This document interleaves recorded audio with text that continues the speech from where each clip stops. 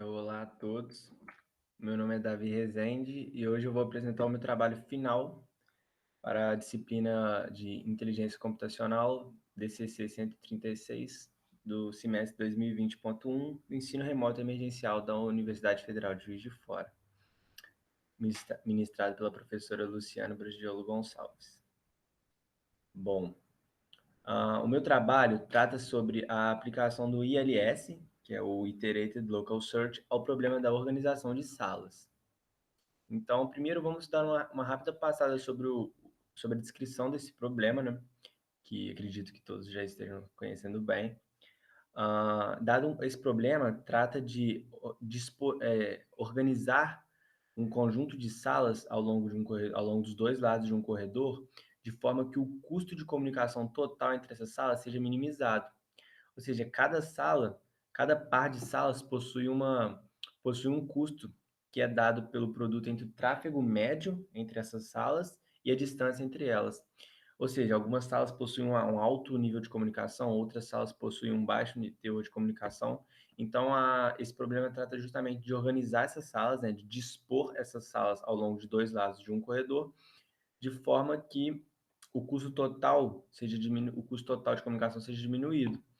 E é um tipo de problema muito frequente na organização de salas de empresas, em hospitais, escolas e prédios comerciais.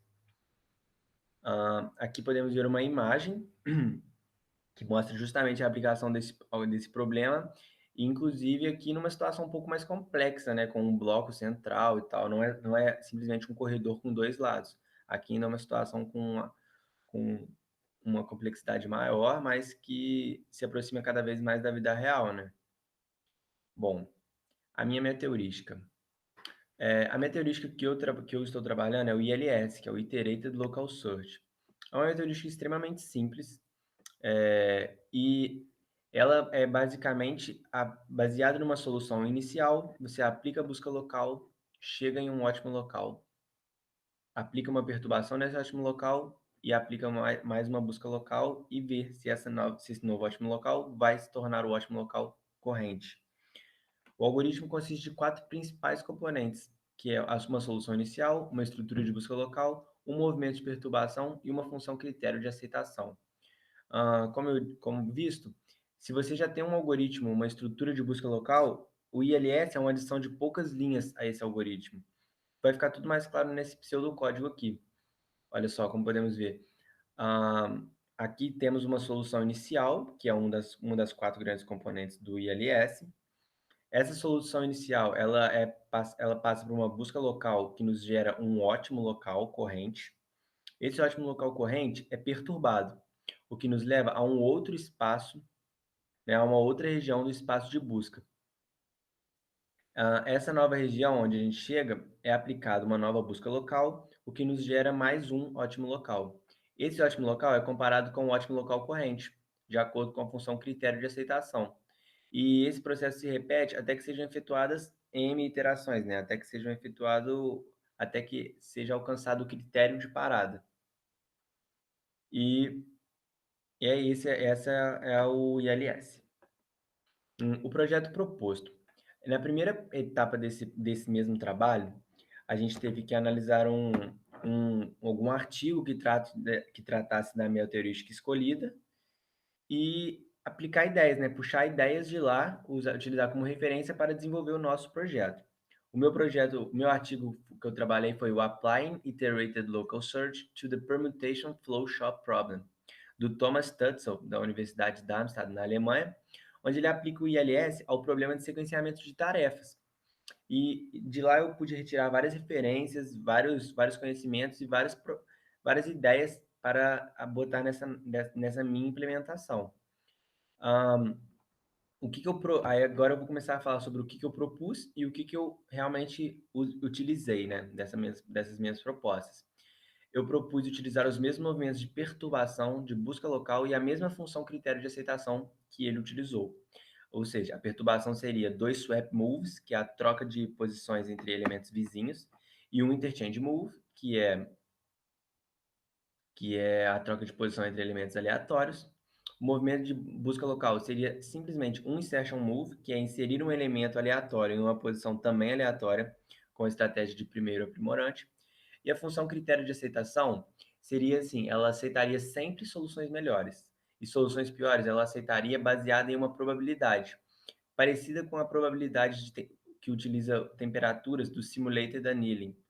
Porém, aqui a gente utiliza uma temperatura fixa. Bom, agora vamos para o projeto implementado.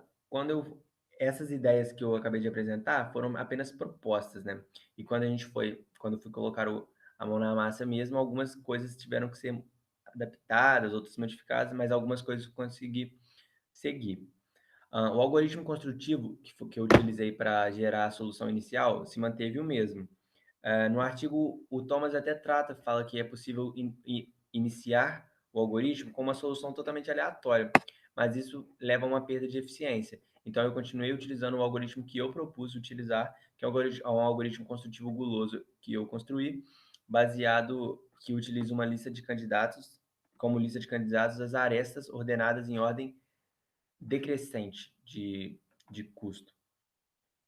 O movimento de busca local proposto, eu substituí. Antes ele propôs um insertion move e eu utilizei a troca de dois elementos de posição, explorando todas as possibilidades possíveis.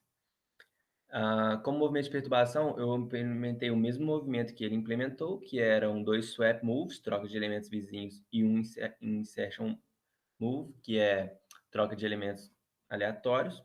E a função critério de aceitação que eu utilizei foi um pouco diferente. Eu continuei aceitando sempre que aparecesse um ótimo local melhor do que o ótimo local corrente. E ótimos locais piores também foram aceitos, mas não mais baseados em uma temperatura, baseados em uma diferença em relação à solução corrente, em um delta T em relação à solução corrente. E assim como planejado, foram utilizadas as instâncias fornecidas pela professora Luciana e o algoritmo foi executado 10 vezes para cada instância. Também, como é planejado, foram analisados o tempo e o uso de CPU e a qualidade das soluções obtidas.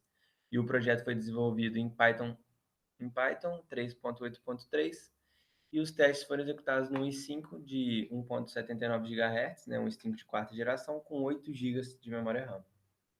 Bom, agora eu vou passar para os resultados obtidos.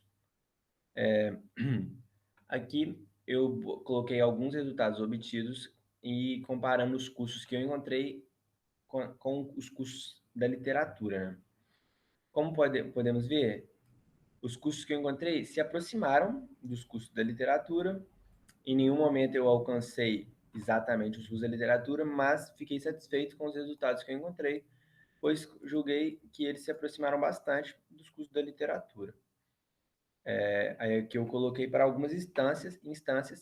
Vale ressaltar aqui, o tempo de execução eu não coloquei nessa tabela, mas aqui a gente tem uma instância com 10 e uma instância com 11 salas. Quando temos esse salto para instâncias com 42 salas, o tempo de execução aumenta consideravelmente.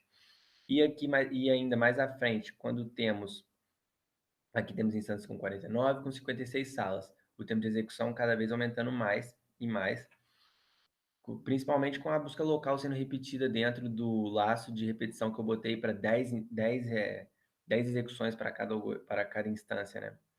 E quando chegam nas salas de 60 aqui, demoraram bastante, assim, mas tudo bem, foi possível executar e os custos, como eu disse, nunca se igualaram aos custos da literatura, mas se aproximaram, assim, na medida do possível.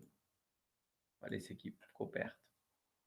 Agora vamos para as conclusões e considerações finais. Bom, é possível perceber que o ILS é um algoritmo muito simples. Você tendo uma estrutura de busca local, como eu disse, você tem que adicionar poucas linhas a esse algoritmo. Ou seja, a sua implementação é simples. Porém, apesar disso, ele consegue gerar soluções próximas às da literatura. E acredito que se for, como eu vou falar assim, ó, assim como no artigo de referência, a função critério de aceitação é de extrema importância para a qualidade das soluções obtidas. E ela requer um estudo mais a fundo, ela requer um maior esforço de implementação que não foi possível aplicar nesse trabalho. Mas acredito que ajustando direitinho todos os detalhes da função critério de aceitação, conseguimos com certeza encontrar os valores da literatura.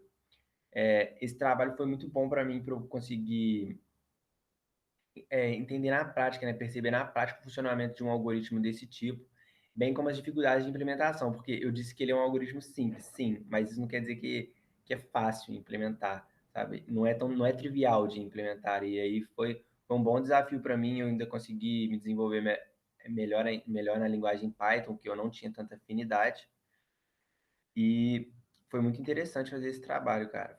E foi satisfatório analisar os resultados que eu obtive. Como referência, eu tive o artigo, né, que eu citei lá no começo, que tem o link aqui, que é o Thomas Tuttle, que ele aplica o ILS ao Flow Shop Problem, e também o material fornecido pela professora Luciana. Ainda contei com a ajuda da professora Luciana para tirar algumas dúvidas e gostaria de agradecer também aos meus colegas Gabriel Rezende e o Rafael, que pois me ajudaram bastante com dúvidas sobre a linguagem, sobre os próprios algoritmos. O Rafael me ajudou bastante com a busca local e esse é o meu trabalho.